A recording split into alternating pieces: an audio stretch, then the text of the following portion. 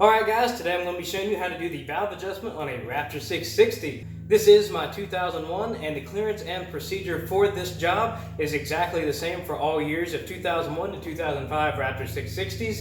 Now the reason you might want to be doing the valve adjustment on the 660, as for my instance, I am rebuilding the engine, so I had the head off of there also with the valve cover. Whenever you take the valve cover off of there, you should always readjust the valves on this particular engine. Whenever you're tightening it down, your clearances may have changed. So it's always a good thing to check it and make sure that it's in spec. You also might be losing power or might be having hard starting issues. Both of those are great reasons to go ahead and check your valve clearance and make sure that they are in spec. Now before we get started, we are going to need some tools. Those tools being a torque wrench that can do as low as 7.2 foot-pounds, an Allen key or socket that's 5 millimeters, some feeler gauges that can actually sit inside the specifications of 0.1 to 0.2 millimeters, just a 10 millimeter wrench, a set of metric sockets, some needle nose pliers, either angled or straight, and a large flathead screwdriver, and also wood chisel if you happen to have one that's pretty thin on the end. And we're also going to have to take off the front plastics and the gas tank and the cover below the gas tank if you still have it. If you need any help with that, I do specifically have a video for that up here, but let's get to it. Now before I begin, just to clarify, I do have my front plastics off along with my gas tank, and the first thing that I'm going to do is go ahead and take off the timing covers down here on the stator cover here, which is this cover here along with this one. I'm going to be using the wood chisel on this larger one and the large flathead on the smaller one. Also ensure that whenever you're taking this off here that you apply pressure to it so you don't accidentally round off the slots inside the cover. Also make sure to grab the O-ring. Same with this one, make sure you grab the O-ring. Next we can go ahead and get our 5 millimeter Allen socket and or key and go ahead and take off the tappet cover.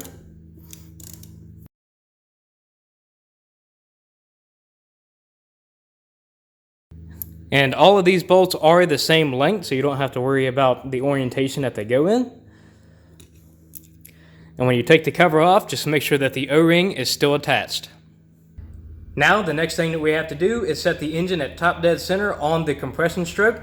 And that is done by turning the crank bolt over the 19 millimeter on the inside of the big timing cover hole.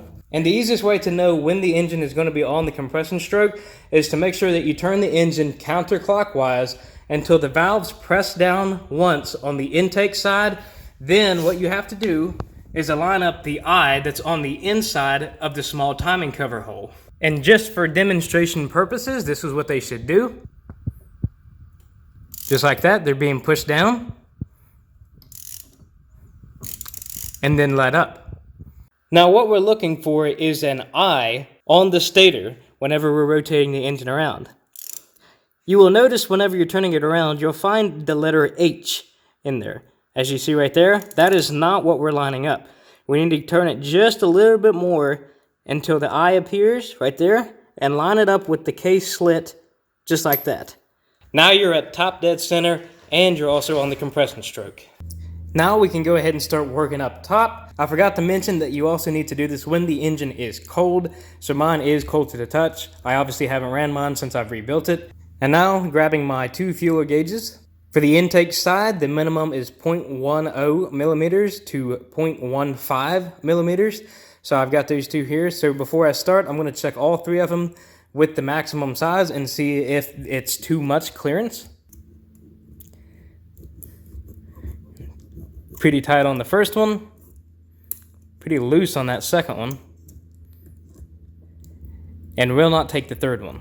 So I'm going to try the minimum for the last one. And it will take it, so the third valve is in spec, the other 2 are not. So now we need to go ahead and grab our 10 millimeter wrench along with some needle nose pliers. And I'm only going to do these one at a time. And what I like to do is go one size up from the minimum, so I'm going to go with 0.127. Going to make sure I don't have an extra slip of the feeler gauge in there. Go ahead and stick it in there, and what I'm going to do while it's in place is turn the adjusting nut ever so slightly tight and also move the feeler gauge in and out just to feel where the clearance is tight at. So right there, it's getting pretty tight. So what I want to do is go ahead and just pull this out. Now I can go grab my wrench, put my wrench over top of it while grabbing the nut in the middle to make sure it does not rotate, and go ahead and get this tightened back down. Go ahead and double check it, make sure it still has clearance, which is good. Now I'm going to see if the biggest size can fit in it, which it does not, so the first one is now in spec as well. Moving on to the second one. Again, checking to make sure I don't have an extra gauge underneath this one, and sticking it in place. Now I'm going to tighten down the adjuster until it gets tight, or more so snug. So about right there, it's pretty snug for that. I'm going to grab my wrench, stick it on there. Obviously you could tell that the adjuster nut moved whenever I put the wrench on there. So I'm just going to move it back to where I thought it was. Go ahead and tighten it back down. Recheck the clearance.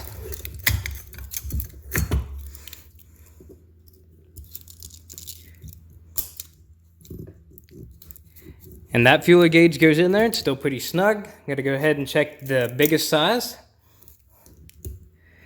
And the biggest size will not fit in there, so I know that it's in spec.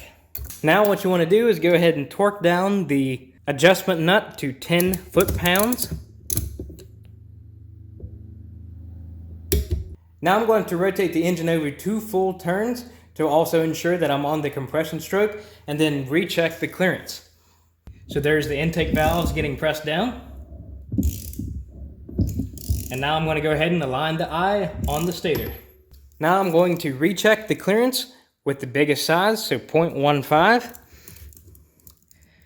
Does not fit in the first one, won't fit in the second one, and won't fit in the third one. So now I need to double check it with the smallest size, so 0.10 millimeters. Fits in the first one, fits in the second one, and also fits in the third one. So now that I know it's not more than a maximum clearance, and it's not less than the minimum clearance, I know that it is in spec. Now I'm going to take a rag and spray it with some brake clean and wipe down the surface. And for the tappet cover, just make sure that this O-ring is nice and clean. And if yours is also leaking and or you can already see that it is torn, I would go ahead and get it replaced. So with that all cleaned up, I'm going to go ahead and put the tappet cover back on. Now to tighten these bolts down in a crisscross pattern to 7.2 foot-pounds.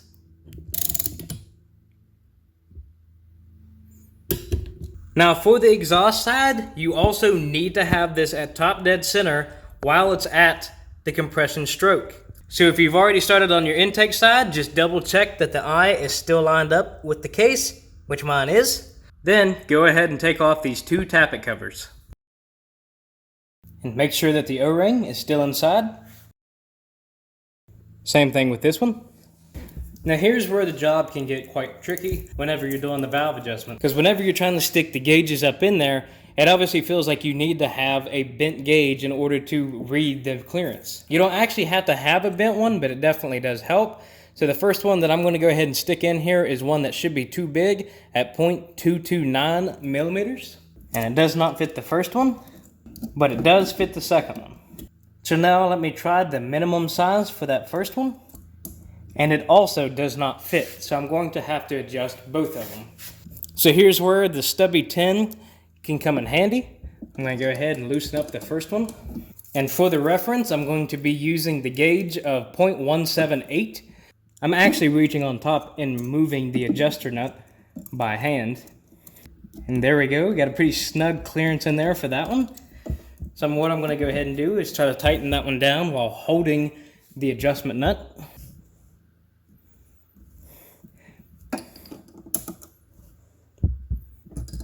So again, I'm going to go ahead and try a size that's too big. And it does not fit, so I'm going to go ahead and try the minimum size. And I can fit the minimum size in there, so that means I've got the first one in spec. Now to work on the other one. So again, trying a size that's too big, and it does not fit in there, so now I'm going to try the minimum size. And it does fit the minimum size. So now both of them are in spec. And as you can see, I do not have a socket that will fit over top of the adjustment nut. So what I'm going to do is just try to get it tightened down pretty tight using the stubby wrench. Now I'm going to go ahead and turn the engine over 2 full times and then recheck the clearance. Now the same concept kind of goes for the exhaust valves. You can watch whenever the exhaust valves go down that the eyes should line up. You want to go to the next eye after it because the exhaust valves are going to press down, then you're going to hit top dead center, and then your intake valves are going to open, which means they're going to be pressed down. So you want to go to the eye that's not right after the exhaust valves press down, but the one after it. So as you can see, the exhaust valves are getting pressed down right now.